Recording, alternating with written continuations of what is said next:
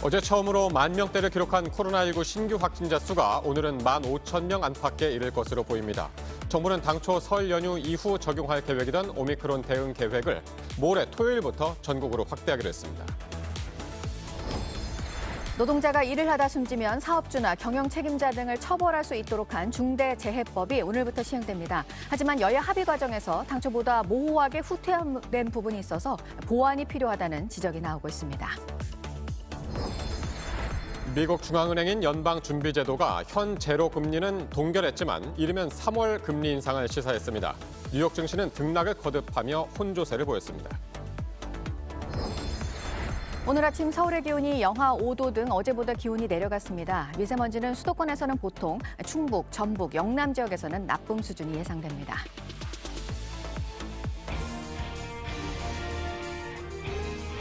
여러분 안녕하십니까? 오늘 발표될 국내 코로나19 신규 확진자가 15,000명을 넘을 것으로 예상이 됩니다. 예상보다 빠른 확산세 때문에 정부는 오미크론 변이에 맞춘 새 검사 체계를 오는 토요일부터 전국으로 확대하기로 했습니다. 네, 신속 검사를 먼저 받고 여기서 양성이 나오면 PCR 검사를 받게 되는 그런 방식인데요.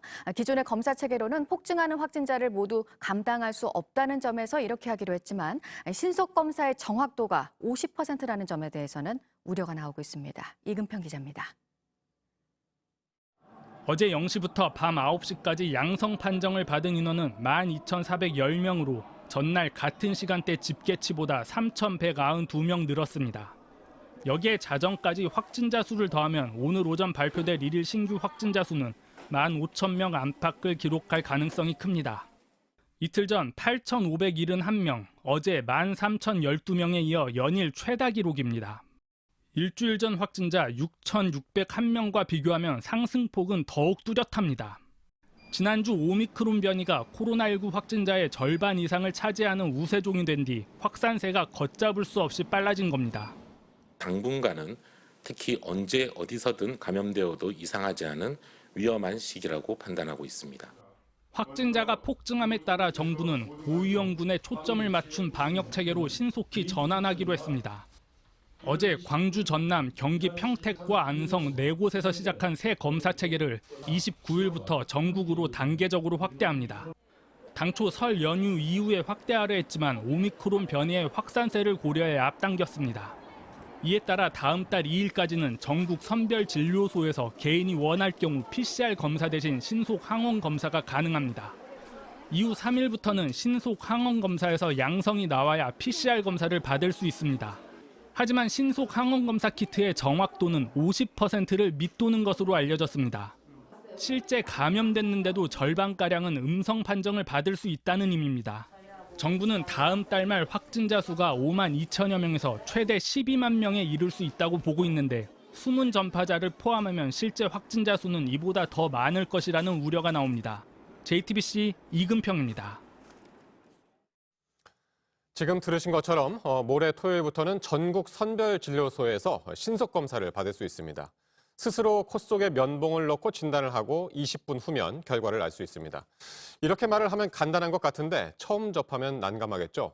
박민규 기자가 어제부터 이 방식을 먼저 경험하고 있는 경기도 평택에 다녀왔습니다. 오후 2시 선별진료소에 줄이 길게 늘어섰습니다. 코로나19 검사를 받으려고 기다리는 겁니다. 여기 줄을 선 사람들은 PCR이 아니라 신속검사를 받습니다. 자가검사 키트로 하는 건데요. PCR 검사 줄은 이쪽입니다. 60세 이상이나 밀접 접촉자만 받을 수 있다 보니 줄이 길지는 않습니다. 고위험군이 아니라면 바로 PCR 검사를 받을 수 없습니다. 대신 자가검사 키트를 받고 직원이 보는 앞에서 직접 검사합니다. 면봉을 깊숙이 넣어서 이렇게 지금 5바퀴 정도 돌린 다음에 양쪽 코를 다 해요. 결과는 20분 정도면 나옵니다. 일단 빨라서 좋지만 걱정도 됩니다. 집에서 막 쪼마쪼마하면서 몇 시간 동안 기다리는 것보다는 잠깐 한 30-40분 기다리는 게 훨씬 더 좋은 것 같아요. 진짜로 정확한 건지 아닌 건지에 대해서 불안감 같은 게 있을 수 있을 것 같아요, 시민분들이. 여기서 양성이 나오면 즉시 PCR 검사를 받게 됩니다.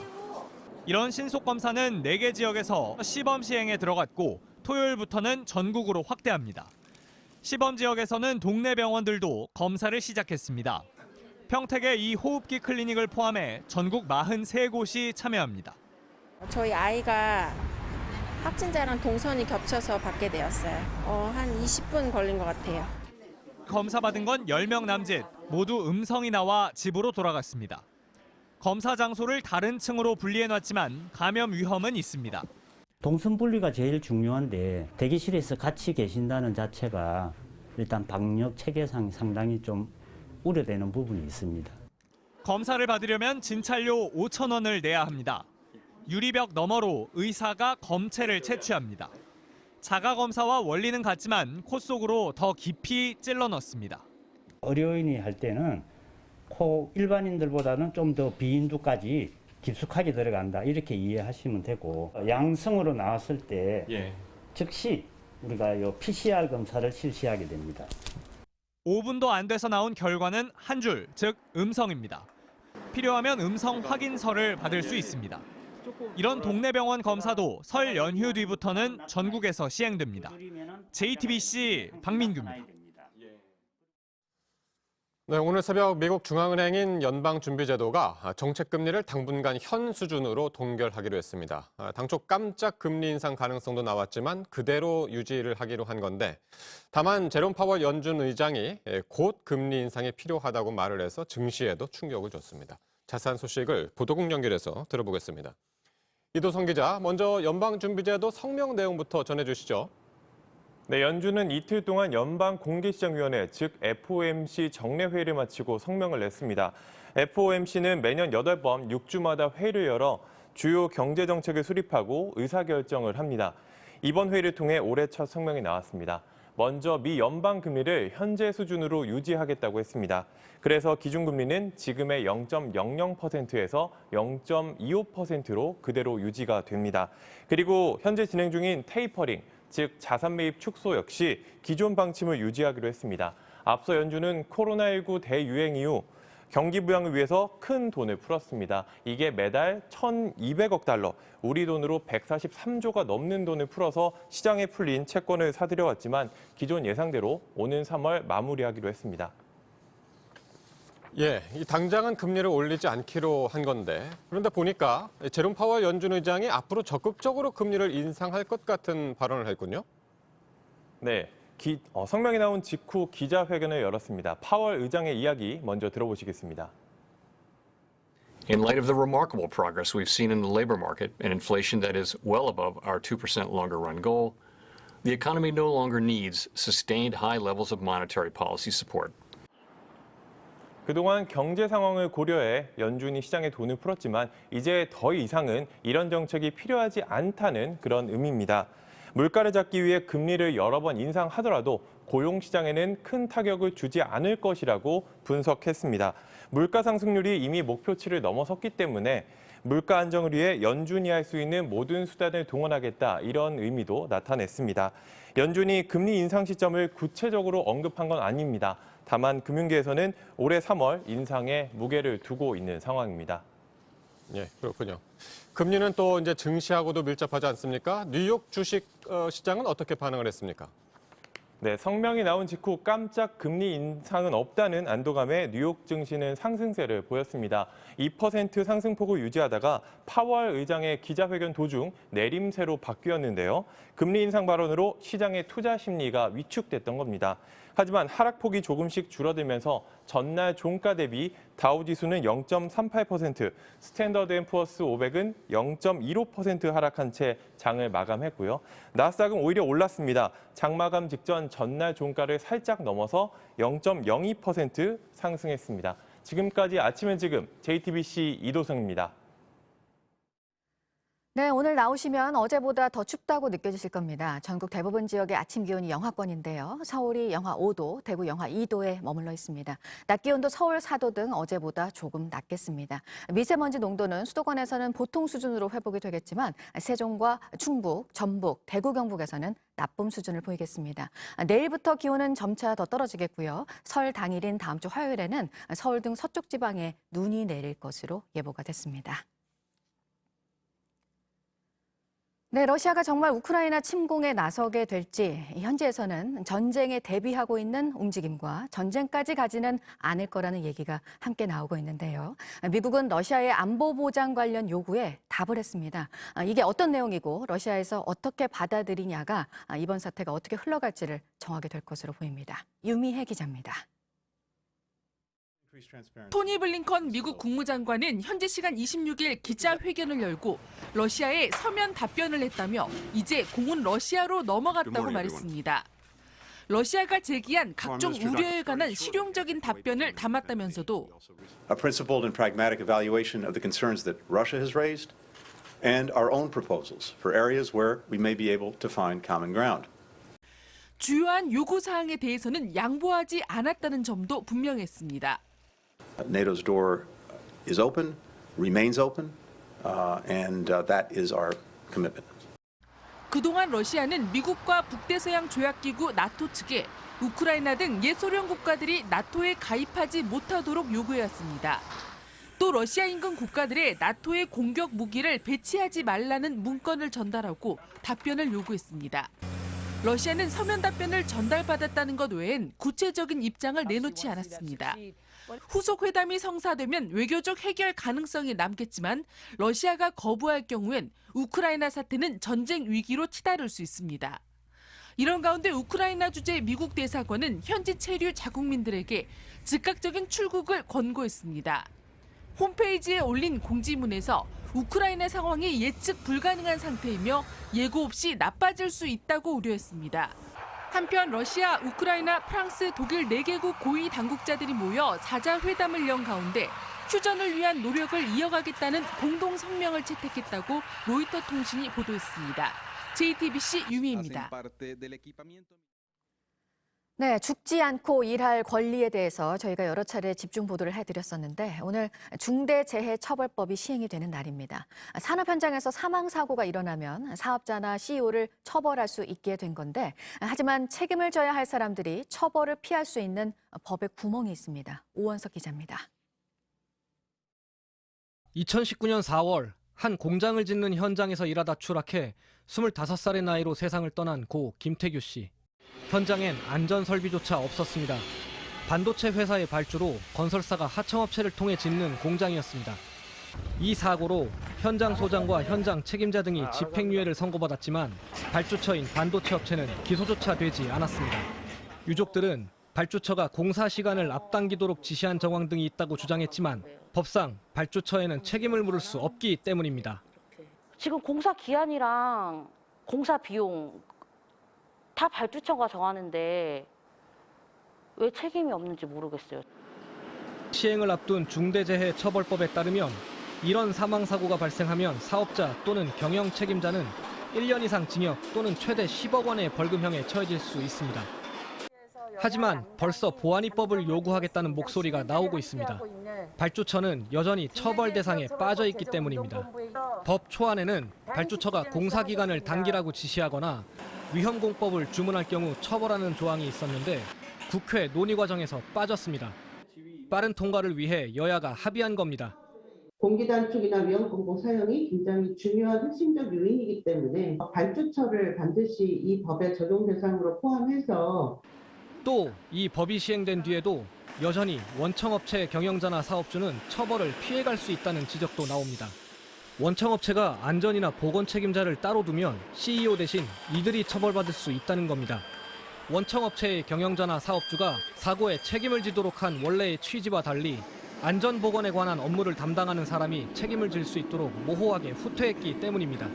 중대재해기업처벌법에 원청의 최고 경영자도 처벌을 해야 한다고 저희는 애초부터 주장을 했지만 안전관리자라고 이렇게 후퇴한 이런 부분들을 개정해야 한다라고. 실제 건설, 자동차, 철강 분야 대기업들은 법 시행을 앞두고 최고 안전 책임자를 지정하거나 설비 개선에 투자하는 등 발빠르게 대응하고 있습니다. JTBC 오원석입니다. 광주 아파트 붕괴 사고 현장에서 앞서 실종자 1명을 찾아냈던 구조견이 전해드린 대로 27층에서 또 다른 실종자의 흔적을 발견했고요. 남은 4명의 실종자를 찾기 위해서 지금 건물 전체에 대한 수색 작업이 진행이 되고 있습니다.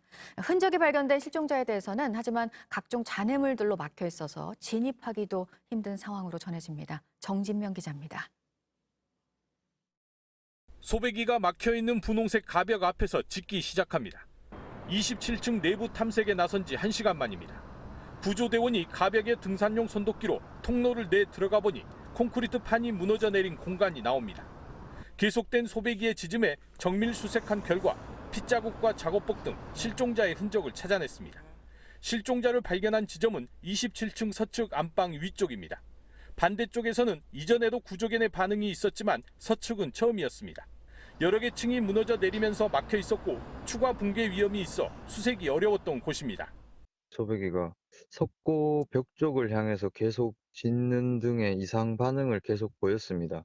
너무 좀 큰 반응이어서 석고 벽을 부수고 이제 내부로 진입을 했습니다. 실종자가 발견됐지만 구조 작업은 쉽지 않은 상황입니다. 콘크리트 구조물 등 대형 잔해가 켜켜이 쌓여 있고 철근도 뒤엉켜 있습니다. 구조대원들의 접근도 어렵습니다. 이 때문에 콘크리트 잔해 틈으로 내시경을 집어넣어 실종자를 확인했습니다. 바로 위층인 28층에선 붕괴 잔해를 치우며 구조대원 진입로를 만들고 있습니다. 잔해물이 겹겹이 쌓여 있어 구조가 어려운 상황이며 구조대원의 안전 확보를 위해 현대산업 측과 협력하여 잭서포트 지지대를 지속적으로 설치 중에 있고 중앙사고수습본부는 발견된 피해자 외에 남은 실종자 4명을 찾기 위해 수색 영역을 건물 전체로 확대했습니다. JTBC 정진명입니다. 이번에는 오늘 아침 주요 뉴스들을 분야별로 살펴보겠습니다. 먼저 정치 분야입니다. 국회 윤리특별위원회가 오늘 전체 회를 열고 무소속 윤미향, 이상직 의원과 국민의힘 박덕흠 의원에 대한 제명안을 상정합니다. 민주당은 윤리특위 의결을 거쳐서 최대한 빨리 징계안을 본회의에 올리겠다는 입장인데 국민의힘은 민주당이 일방적으로 윤리특위를 소집했다며 오늘 회의에 참석하지 않기로 했습니다. 최재형 전 감사원장이 국민의힘 상임고문 자격으로 선대본부에 합류했습니다. 다음 달 3일 당 정강정책 TV 연설자로 출연해서 윤 후보 지원에 나설 예정인데 경선 경쟁자들 중에서 방송 연설자로 나오는 것은 최 전 원장이 처음입니다. 1년 넘게 공석이었던 주한 미국 대사에 필립 골드버그 주 콜롬비아 대사가 내정된 것으로 알려졌습니다. 오바마 행정부 시절 국무부에서 대북제재 조정관으로 일을 하며 대북제재 이행을 총괄했습니다. 정식 부임은 오는 3월 대선 이후가 될 거란 전망입니다. 코로나로 힘든 소상공인들에 대해서 국세청 세무조사가 올 연말까지 미뤄집니다. 지난해 말까지 시행하기로 한 유예 조치가 1년 연장됐는데요. 정기조사 대상을 선정할 때 영세 자영업자 등은 제외를 하고 매출이 급감한 사업자에 대한 부가가치세, 종합소득세 납부 기한은 연장이 됩니다. 코스닥 시가총액 2위 기업인 에코프로비엠 핵심 임원들이 검찰 수사를 받고 있습니다. 지난 2020년 SK이노베이션과 맺은 공급 계약을 공시하기 전에 내부 정보를 이용해서 주식 거래를 한 혐의를 받고 있습니다. 수요 예측과 또 일반 청약에서 역대급 흥행을 기록한 LG에너지솔루션이 오늘 코스피 시장에서 거래를 시작합니다. 시초가가 공모가의 2배로 정해지고 상한가로 가게 된다면 코스피 시총 2위가 됩니다. 계속해서 사회 분야 뉴스입니다. 대장동 개발 사업자들의 편의를 봐주는 대가로 아들을 통해서 50억 원의 뇌물을 챙긴 혐의를 받고 있는 곽상도 전 국민의힘 의원에 대한 구속영장 심사가 연기됐습니다. 당초 오늘로 예정돼 있었는데 설 연휴 뒤인 다음 달 4일로 미뤄졌습니다. 연기 사유에 대해서는 법원이 공개하지 않았습니다. 지난해 9월 이혼 소송 중인 부인을 장인이 보는 앞에서 장검으로 살해한 50대 남편에게 검찰이 무기징역을 구형했습니다. 이 남성은 평소 부인에게 강하게 집착하는 모습을 보였고 이혼 소송 취하를 요구했지만 거절당하자 범행을 저지른 것으로 알려졌습니다. 머리를 감으면 저절로 흰머리가 검게 염색되는 것으로 알려져 유명해진 모다모다 샴푸가 퇴출 위기를 맞았습니다. 오랜 기간 반복 사용하면 유전자가 변형돼 암이 생길 가능성이 증가한다며 식약처가 샴푸의 핵심 원료를 사용 금지 원료로 지정했습니다. 모다모다 측은 제품에 대한 추가 검사 결과가 나올 때까지 행정 고시를 유예해달라고 요청했습니다. 21년 전 도쿄 지하철역에서 선로에 떨어진 일본인을 구하려다 목숨을 잃은 유학생 이수연 씨를 기리는 추모식이 올해도 현지에서 열렸습니다. 코로나로 축소돼서 행사가 열렸지만 추도 열기는 여전했습니다. 국회 도서관 첫 지역 분관이 오는 3월 말에 문을 엽니다. 부산에서로 국내 최대 규모의 도서관입니다. 우리 축구대표팀이 오늘 밤 월드컵 최종 예선전을 치르는데요. 손흥민, 황희찬 선수는 부상으로 합류하지 못했습니다. 오늘 우리가 상대하는 레바논을 꺾고 이어지는 경기에서 시리아가 아랍에미리트를 이기면 벤투호의 월드컵 진출이 확정이 되게 됩니다. 자녀 입시 비리 등의 혐의를 받는 조국 전 장관의 부인 정경심 씨에 대해서 대법원 선고가 오늘 나옵니다. 검찰이 수사에 들어가고 2년 5개월 만인데요. 1심과 2심에서 징역 4년이 선고됐습니다. 김학의 전 법무부 차관의 뇌물수수 혐의에 대해서는 파기환송심 결과가 오늘 나오는데요. 2심에서는 무죄가 나왔지만 항소심에서 유죄가 인정이 됐고 대법원은 증인 진술의 신빙성을 이유로 최종 판단을 보류했습니다. 분야별 뉴스들 체크해드렸습니다.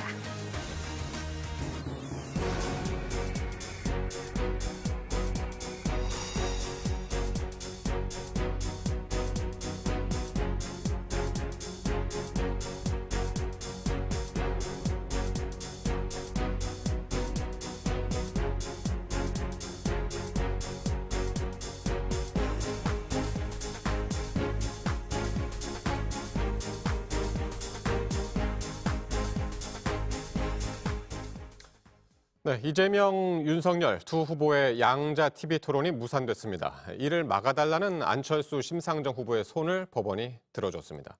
네 후보가 모두 참여하는 TV 토론은 이르면 오는 31일 열리게 됩니다. 최승기 기자입니다. 법원은 방송 토론회의 영향력과 후보자와 유권자에게 미치는 중요성 등을 고려했습니다.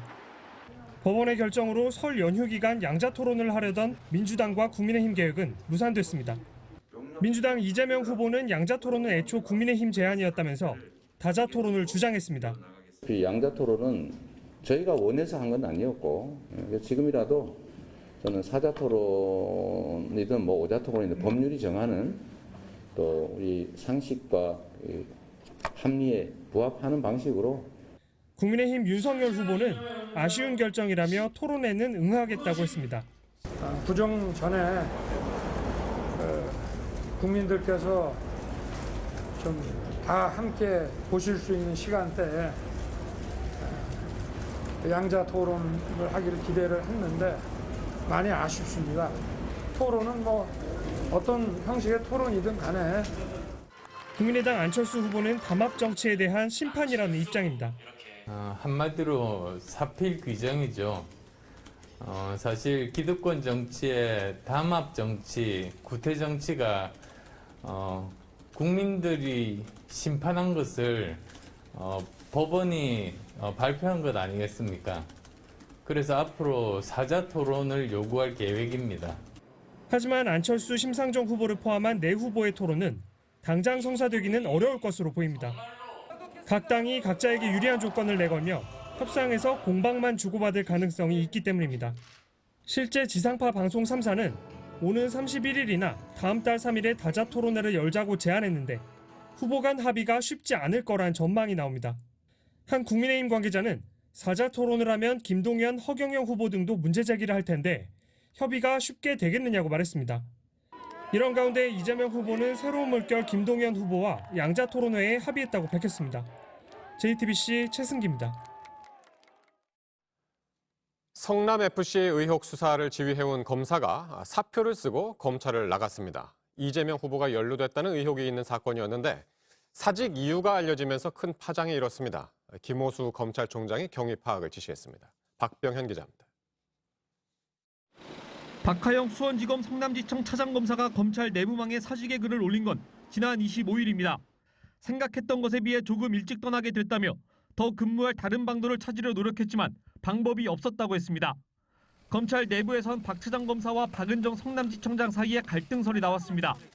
경찰이 수사에 무혐의로 송치한 성남FC 의혹 사건을 놓고 박 차장검사가 보완 수사를 하자고 했지만 박 지청장은 수사를 끝내자는 입장이었다는 겁니다. 박 차장검사는 취재진에 사퇴 외에 할 말이 없다며 말을 아꼈습니다. 성남지청은 공식 입장을 내고 수사 종결을 지시하거나 보완 수사 요구를 막았다는 내용은 사실이 아니라고 밝혔습니다. 성남FC 의혹은 2018년 6월 당시 바른미래당의 고발로 불거진 사건입니다. 이재명 대선 후보가 성남시장이던 2015년부터 3년 동안 두산, 네이버 등 6개 기업이 시민축구단 성남FC에 160억 원을 후원한 것을 문제 삼았습니다. 기업들이 이 돈을 대가로 각종 인허가 특혜를 받았다는 겁니다. 두산그룹이 가진 땅의 용도를 변경해주고 네이버가 제2사호 건축 허가를 받은 것이 대가라는 게 고발인 측 주장이었습니다. 하지만 경찰은 지난해 9월 뇌물로 볼만한 증거가 없다며 혐의 없음으로 결론 내렸습니다. 사건을 넘겨받은 검찰도 지난 4개월간 아무런 움직임이 없었습니다. 성남지청 관계자는 경찰에서 온 기록만 23건 분량이라며 기록을 검토하던 단계일 뿐 수사가 멈춘 건 아니라고 밝혔습니다. 논란이 불거지자 김호수 검찰총장은 수원지검에 사건 경위를 파악하라고 지시했습니다. JTBC 박병현입니다. 아이들에게 이런 사고는 더 나지 않아야 한다면서 목숨을 잃은 아이의 이름이 들어가 있는 법안들이 있습니다. 통학 차량에는 아이들을 봐주는 동승자가 꼭 같이 타야 한다는 내용의 세리미법도 그 가운데 하나인데요. 이 법을 지키지 않은 차량에서 초등학생이 또 숨졌습니다. 최충일 기자입니다. 노란색 학원 승합차가 속도를 줄입니다. 아이를 내려주고 지나간 길. 구급차와 경찰차가 급히 달려옵니다. 9살 A양이 학원 승합차에 깔렸다는 신고가 119에 접수됐기 때문입니다. 출동한 구급대가 현장에 도착했을 때는 A양은 의식이 없었습니다.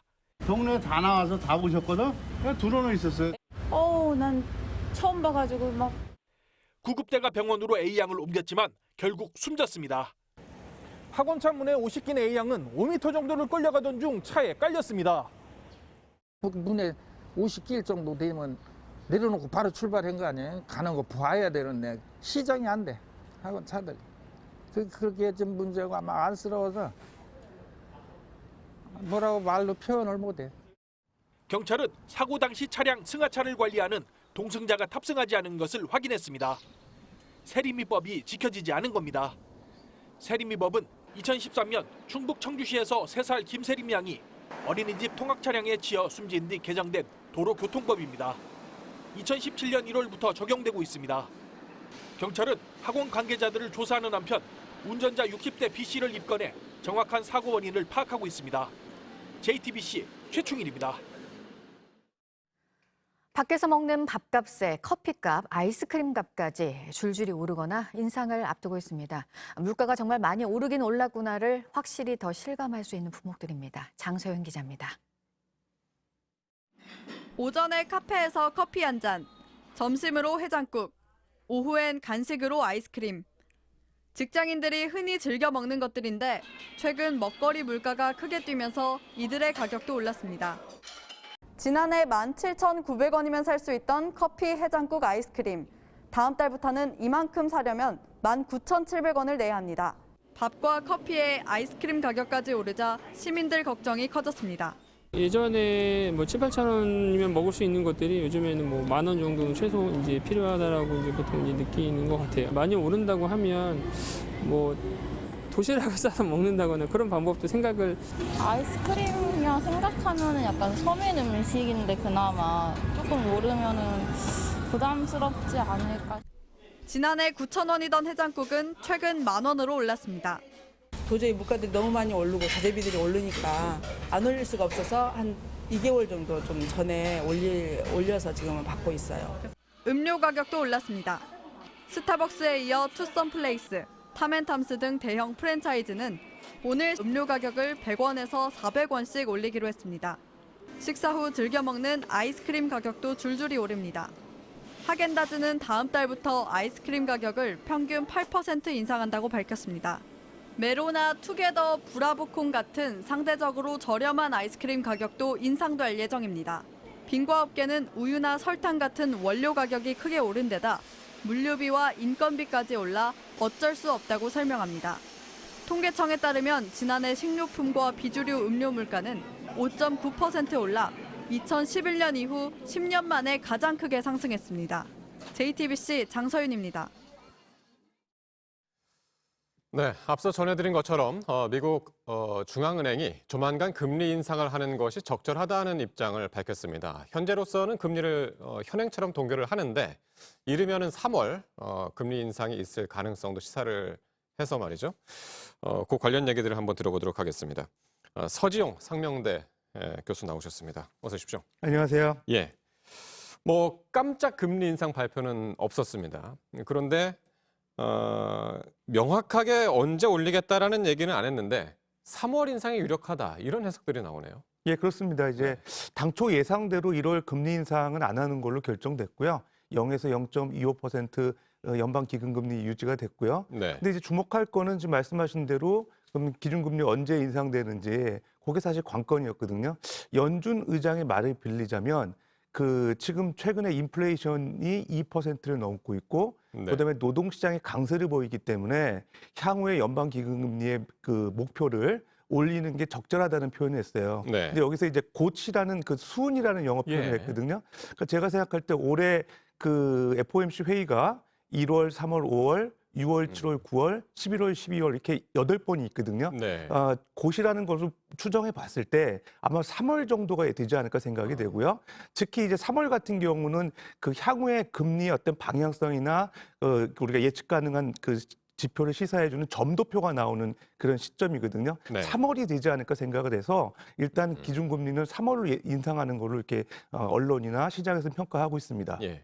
그러면은 올리게 되면은 이제 3월에 올린다면 만약에 얼마나 올릴 것인가 이것도 이제 관심인데 0.25%가 아니라 그거보다 훨씬 높은 0.5% 포인트까지 올릴 가능성도 있다라는 얘기도 나오는데 그건 어떻게 전망하십니까? 예, 일단 제롬 파월 연준 의장이 노동시장에 영향을 주지 않으면서 물가를 억제하기 위한 그런 연방 기준금리의 그런 상승 가능성을 시사했거든요. 네. 그러니까 이제 시장에서는 보통 연준에서 기준금리 올릴 때 0.25% 베이비 스텝이라고 해서 계속 추진을 해왔었는데 예.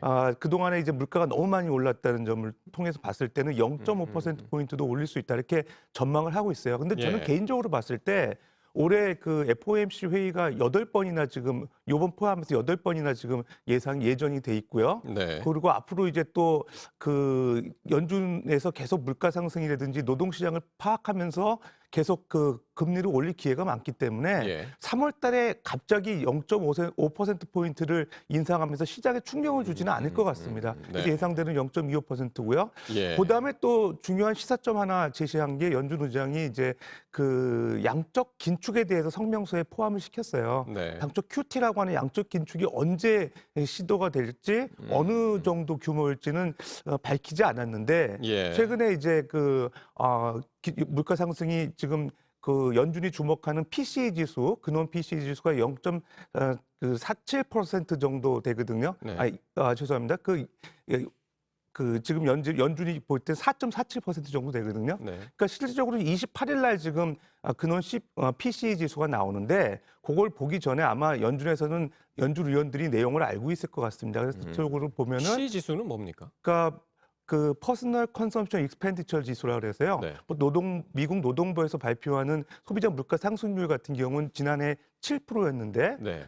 최근에 보게 되면은 연준에서 주목하는 건 상무부에서 발표하는 PCE 지수를 주로 물가 상승률 지표로 보고 있어요. 예. 그게 이제 보통 PCE 지수 같은 경우 5%대, 지금 근원 PCE 지수 같은 경우 4%대거든요. 알겠습니다. 상당히 높다는 지금 판단이기 때문에 예. 아마 양적 긴축을 포함시킨 걸로 예상이 됩니다. 그렇군요. 오늘 이제 FOMC 회의와 함께 우리가 주목한 거는 역시 이제 뉴욕 증시인데 이게 FOMC 성명 발표 직후에는 상승을 했습니다. 그랬다가 제롬 파월 의장이 기자회견을 했더니 바로 또 떨어지고 말이죠.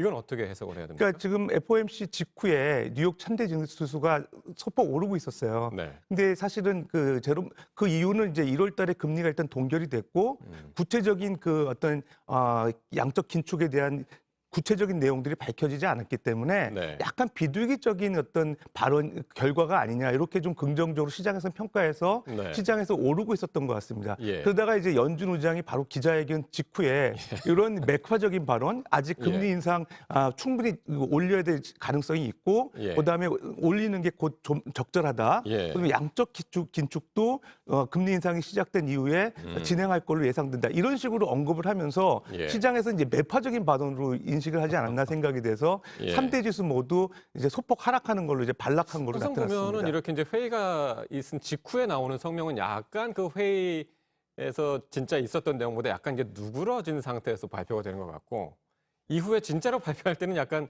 정말 진짜로 이제 회의에 있었던 그런 분위기가 또 전달되는 그런 분위기인 것 같아요. 그렇습니다. 이제 네. 사실 그 연준 의장의 발표가 상당히 중요하거든요. 네. 원론적인 얘기를 하지만 상당히 시사성 있는 표현들을 많이 써요. 네. 오늘 같은 경우 조만간에 금리를 인상하겠다. 그다음에 이제 최근에 양적 긴축 관련돼서도 프리딕티브 매너, 예측 가능한 방법으로 시행하겠다. 네. 곧 그 지금 연준이 보유하고 있는 채권 규모가 8.8조 달러 정도 되거든요. 지난 2020년 3월에 비해서 한 2배 이상 늘어났어요. 어떤 식으로 양적 긴축을 하는지, 그러니까 만기 네. 도래한 채권을 시장에 내다파는 점진적인 방식으로 예상이 되기 때문에 아마 그 양적 긴축이 금리 인상과 동일하게 이루어진다는 측면에서 시장에서는 매파적인 반응으로 평가한 것 같습니다. 예. 뉴욕 증시 어쨌든 한참 오르다가 다시 보합권으로 일단은 이제 마감이 됐는데 오늘 우리 증시는 어떻겠습니까? 오늘 우리 증시 같은 경우도 이제 FOMC 영향을 받을 것 같고요. 네. 일단 우리나라 오늘 증시에는 이제 빅 뉴스가 하나 있죠. LG 에너지 솔루션이 상장과 관련돼서 네. 상당히 관심을 많이 갖고 있고 그럼에도 불구하고 이제 그 대체적으로 기관 투자자들이나 외국인 투자자들이 LG 에너지 솔루션에 대한 그 매입을 위해서 본인들이 갖고 있는 포트폴리오 내에서 주요 종목들을 매도할 가능성이 높아 보이거든요. 시장의 어떤 그 매물 출회 가능성이 높기 때문에 네. 상대적으로 우리 증시도 좀 부정적 영향을 받지 않을까. 그다음에 FOMC 영향도 상당히 긍정적보다는 부정적 영향을 받지 않을까 이렇게 평가됩니다. 예, 오늘도 우울한 증시판이 또 예상이 되는군요. 네, 서재현 교수와 말씀 나눴습니다. 고맙습니다. 예, 감사합니다. 네, 베이징 동계올림픽에 나가는 우리 선수단이 내일부터 차례로 중국으로 가게 되는데요. 하지만 선수들이 마음을 졸이고 있는 게 코로나 때문입니다. 이번에 코로나에 감염된 체육회 직원이 일을 하는 곳이 선수들이 훈련을 하는 진천 선수촌인 것으로 알려졌습니다. 온누리 기자입니다. 코로나가 빠르게 확산하는 가운데 국무총리와 대선 후보들까지 참석한 채 약 1시간 동안 이어진 올림픽 결단식. 이곳에 왔던 체육회 직원이 코로나 양성 판정을 받고 황급히 떠난 걸로 알려져 참석 선수들은 이틀 전 선별진료소에서 코로나 검사를 받았습니다. 다행히 결과는 모두 음성이지만 아직은 마음을 놓지 못하고 있습니다.